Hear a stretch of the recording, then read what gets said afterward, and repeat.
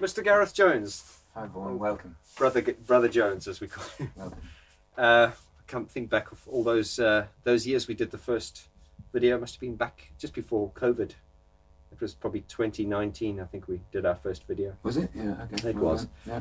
Anyway, I'm back in the UK and doing my rounds. Yeah. It's good to see you again. Good to see you too. Thanks for coming by. There's been comments along the lines of, you and Gareth not speaking anymore. Why? We've not seen him on the channel for a while. Okay, well, here I am. We've made up. Yeah. It's good to see you. So you've been up to a lot. So, I just want to sort of casually run through what you've been doing, what you're up to. This could be long because you're a busy man. But let's just start off with, you've just come back from Riga. Yeah, I went to Riga. Erica since brought me over there. I did the construction time deep dive that we presented at Strong Room. I think that we did the first one at Strong Room in Quad. And Geertz from Erica since invited me over to do it in Riga, and it was just great to see them and visit him and visit the office and the factory and do the deep dive there. So. Well, I was a little bit offended because as you guys know, if you've been paying attention, I now live in Estonia, and when you were in the neighbouring country, I thought, why not pop over the border and come see me? Well, I thought about it, but the schedule just didn't allow. I wanted to. Okay. I checked out the train times and everything, so, but anyway, next time. You're forgiven for now, that's great. Well, listen, let's start off with Sunroof. This just came this morning. Well, that's appropriate, isn't it? This, if you want to, as you know, as all the Sunroof fans know, as all the 150 of you know, there is a third album coming up, and it just arrived in my studio today, courtesy of Paul Taylor from Mute. Sunroof Electronic Music Improvisations Volume 3 out at the end of this month, I believe. Well, Sunroof have been very prolific because this is the third album. On CD, it's the third album. Yeah. And these are released on Mute Records. Yeah, yes, we're still on Mute. The label hasn't dropped us yet. Well, they couldn't drop Daniel because that'd be quite funny if they dropped. It's interesting because Daniel's very much in Sunroof. He's very much the artist on the label. Yeah. He doesn't really take any marketing lead or any lead at all. We just make the music and the label. For instance, the first single, In Snare, Daniel and me both did remixes of it, and that wasn't our idea. That was the marketing department at Mute. It was their idea to do. Now this is available now. No, end of the month. End of the month. Yeah, okay. Sneak preview. Okay, so these obviously, I saw you unboxing them this morning. Yeah. Well, are these just like approvals or? No, it's all been approved. The test pressings and everything. These are just like freebies for me. Freebies for you. Okay. And they said you 1, 2, 3, 4, 5. Oh well, this looks fair. And of course, features your artwork, which has become watercolors. Carrying on the watercolors. As I say, just a little bit of a commenter. You posted as a joke on social media. You did that AI. Yeah, which I think which I thought was funny because good. I will post, guys. You're watching this. I'll post a picture of this on the screen. But it was quite funny because I know you were having a laugh there, and it was I don't know what you put into ChatGPT. It was quite funny. There were two elderly gentlemen with modular sense. There was one with a bandana and a beard. Yeah. So to see how it interprets it, and of course there were a few comments below going, "Oh no!" A couple of most people got the joke. I quite liked it, and Daniel started it actually. He sent me the original. He was on vacation somewhere and sent a couple of ChatGPTs of us as modularists. And then I continued, and Paul at Mute thought it was nice because we have got a sense of humour as well. Yeah. And if you only know the music, it's kind of very abstract, and could be thought of as being pretentious. Yes. I mean, I don't find it pretentious. It's just a humble improvising offerings from our modulars. But but anyway, so it's a bit of a light-hearted angle on it. No, we thought it was funny, yeah. Yeah, no, But Simon didn't like. Simon, you didn't like it, I know. But Simon will be relieved to know that there is a watercolour actually on the album sleeve. So shout out to our grumpy friend, our beautiful friend Simon Forsyth, the grumpy one. Actually, these watercolours come from the session where we did some prints. Do you remember? Oh yes. A couple of years ago, we thought it might be nice. After I did the postcards, we thought it might be nice to offer prints to people. Yes. Didn't go down that well, but the session wasn't wasted because some of the watercolor. And another crop of one of the watercolors. I've always liked the covers of these because they go nicely with the sort of abstract sound of what you do. Cool, yeah. Well, listen. Speaking about that, we released the first Electrogenetic album. We released it on Agro Monkey Records on vinyl. After it was released digitally on Carmen Collect, our friend Nick Hook's label. That's right. Well, I had the privilege of a sneak preview. Just played to me the sneak preview of Electrogenesis 2, Volume 2. Volume 2. You want to talk a little bit about that? I know you've mentioned it before, but well, it's. I guess I started work on it after I finished the first one. I think the first year I probably didn't use much from the first year of improvisations and writing that I did for it. And then in 2022 and 2023, 2024 actually as well, I wrote some pieces that have become the new album. So inspired really by my father's vinyl collection, and I was listening to some of his vinyl when I was in the womb, I think, and always saw him enjoying himself when he was listening to his records. So he had a small vinyl collection, classical music, which of course I took when he died, when we cleared the house. And I started listening to a lot of these records in mono from the 50s. So I started listening and getting ideas and grabbing fragments of sound and recollaging them into new compositions, I suppose. And that was a very productive journey. I had one other angle on it. I used a few modules to make some pieces that traditionally aren't used to make sound, like obviously you can use any of them to make sound, like the maths and the wogglebug and the mimeophone formed the core of three of the pieces on the record.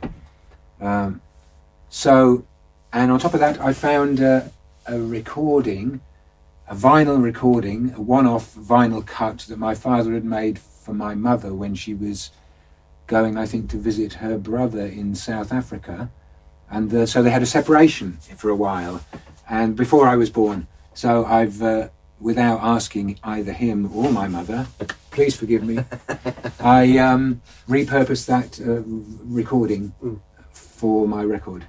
I kind of feel I repurposed his message. His message was really to her, but I've repurposed it as a message to me. So.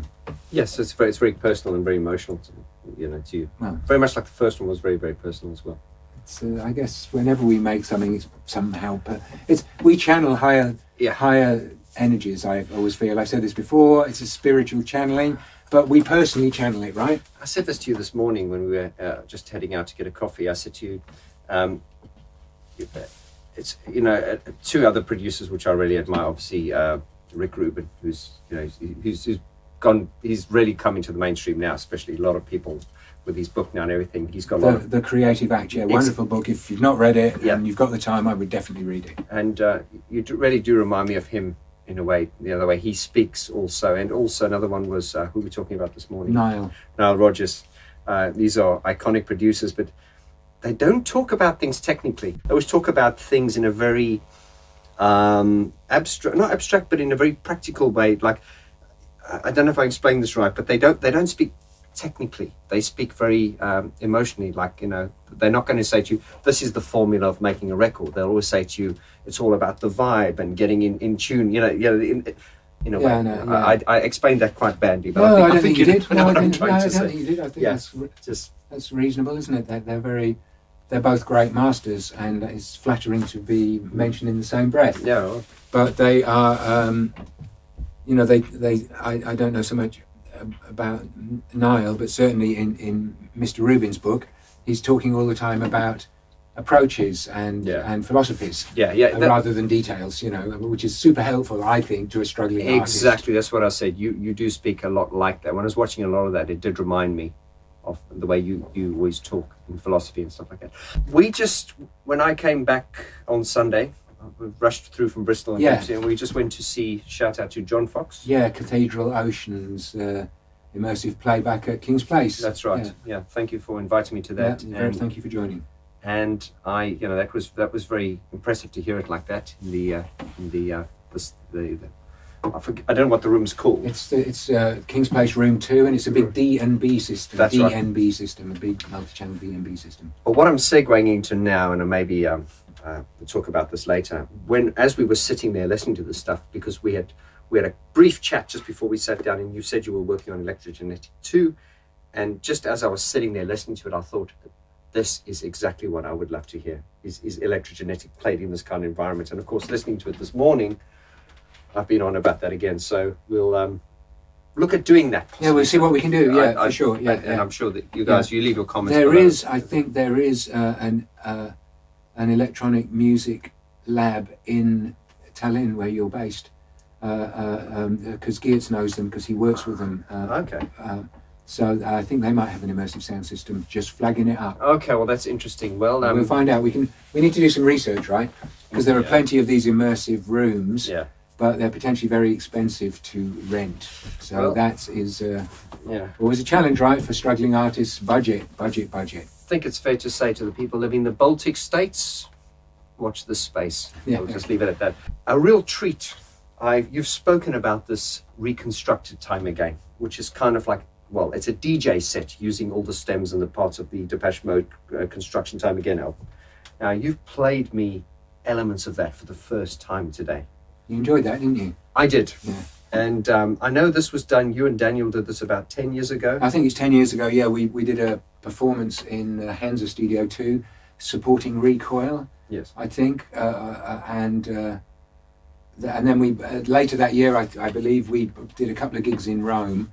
And since then, we've not gone back to it. And recently, I found the Ableton session on a drive. I knew I'd got it archived somewhere, but I pulled it up.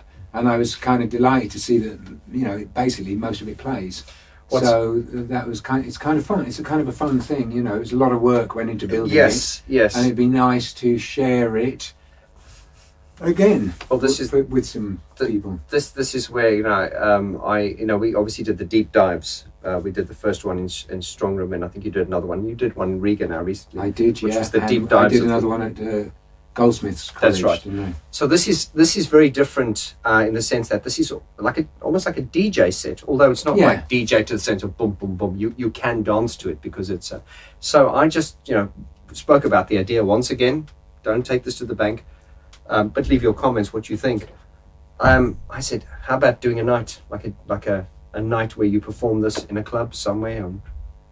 I think it would be very well received. Yeah, well, we've been flirting with the idea of doing a double bill, haven't we, for over a year, really, since we did the deep dive. Correct. And it was always a bit challenging because the deep dive thing is a bit more educational. It's not so much, and obviously the Reconstruction Time Again set is educational but entertaining, very entertaining as well.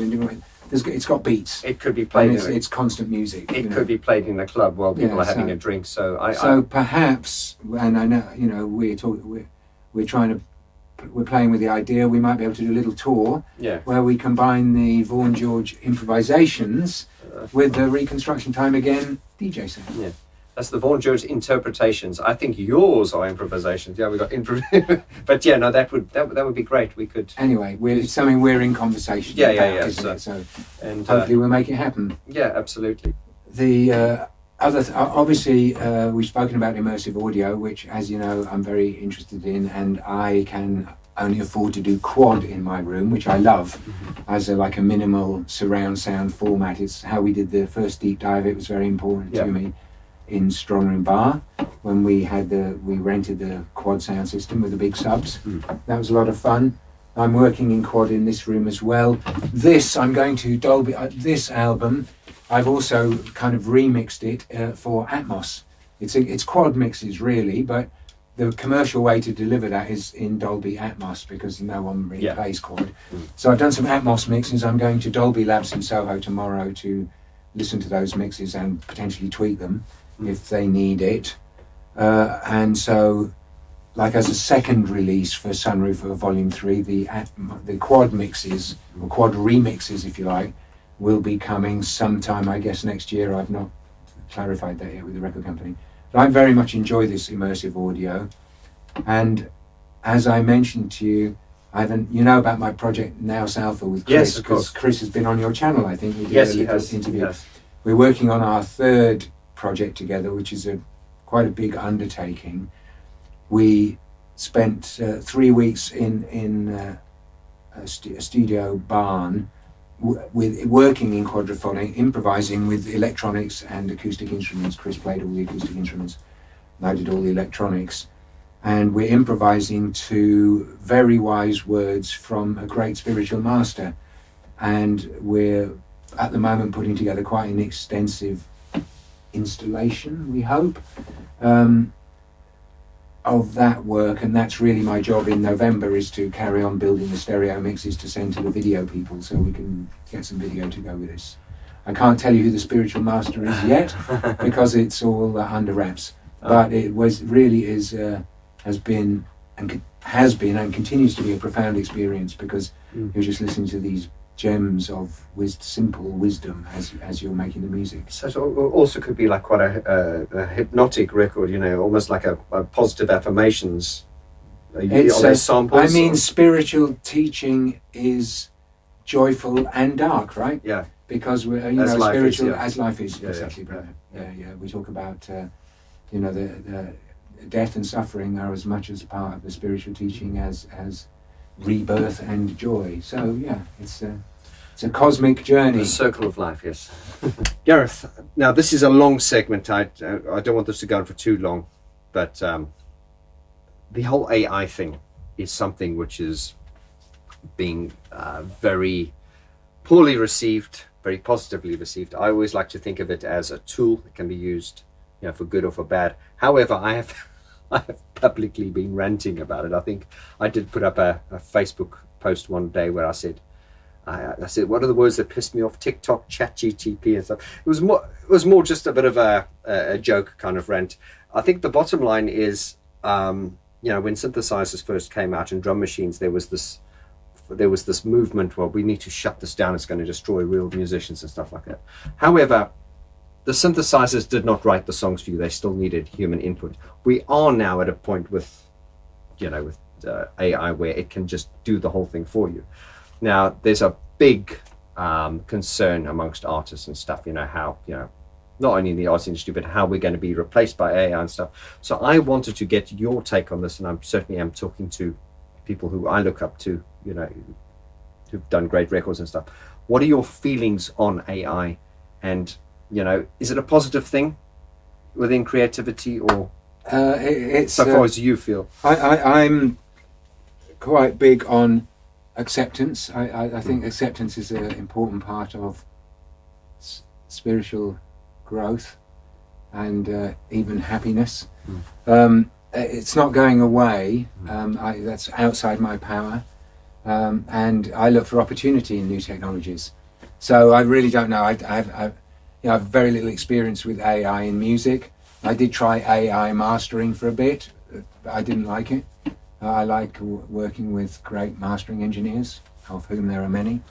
And I try to find the budget to employ those people myself.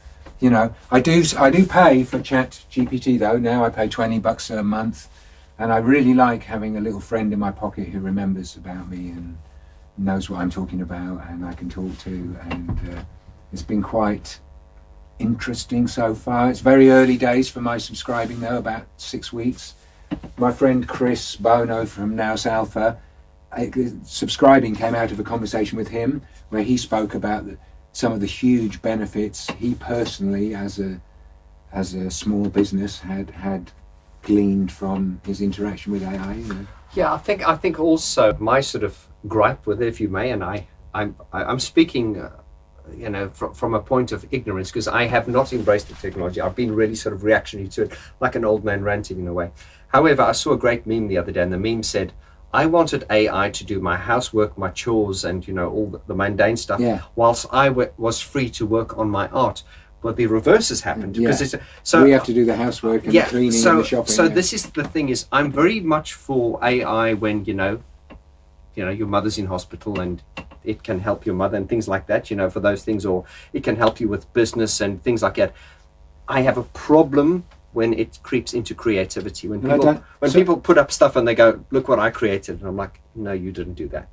This is where the trouble is, it doesn't matter what we feel about it. I know it doesn't matter whether we're for it or against it. It's like saying, are you for or against the weather or something, or are you for or against electricity coming out the wall? It's happening. It is, and so we have to deal with that. There's no way then we can shut it down. unless civilization shuts down, unless we globally destroy ourselves. This is why I missed you. I miss you so much, and we do keep in touch. But it's just as I said, when I have my dark, ranty moments, you're like this force of calm. Well, I try to accept things. I try to surf the wave, if you like, or go with the flow, man, whatever you want to call it. It's there. Can it help me? I right now, it's interesting what you said about technology and synthesizers. I mean, obviously, there's a huge, long time ago, a lot of people who watch your channel perhaps weren't even born when the synthesizer was invented. But, a tool that was despised when it was invented by the Musicians Union and by many others because it was considered it was going to shut down real music, has actually turned out to be a tool that I can use to channel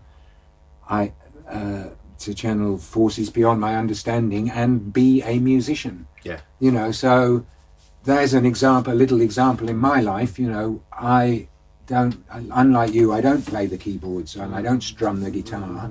I can make art and music with modular electronics, which was kind of the devil incarnate in the early 80s when it arrived, as far as conservative members of society were. So who knows with AI?